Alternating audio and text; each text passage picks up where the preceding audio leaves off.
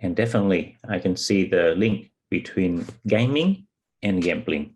Many gaming businesses, they are businesses, just like any gambling company. And they're there to make money. And they both want to maximize their profits by persuading the players to pay. Those between 5 and 14 years old, they are a targeted group of many video games. That's 80%. And at this age, the brain is going through a lot of changes, lots of hormones, and they take a lot of risks. And gambling can create even a huge chemical imbalance in their brain.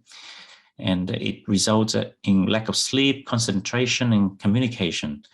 And personally, I know some young people that would play video games for the whole week without leaving their room.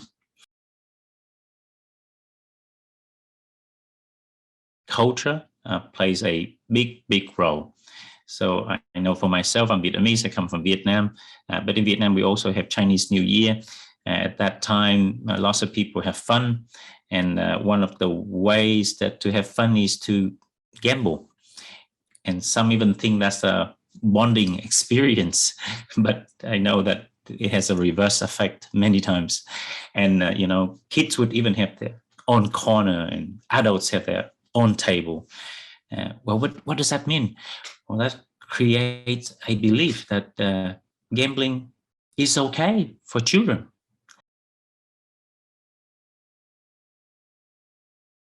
A third of the adult problem gamblers who seek treatment started gambling when they were 11 or 17 years old, particularly with parents, teachers, caregivers.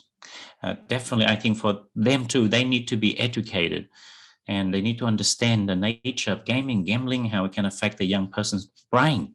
And when we know how the brain works and what is the appropriate response to the young person, it will be much better.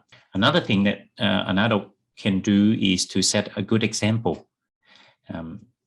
The child will be greater risk when they see that the adult doesn't set a good example. For example, if the adult smoke or drink or take drugs in the family, most likely the young person will follow that example.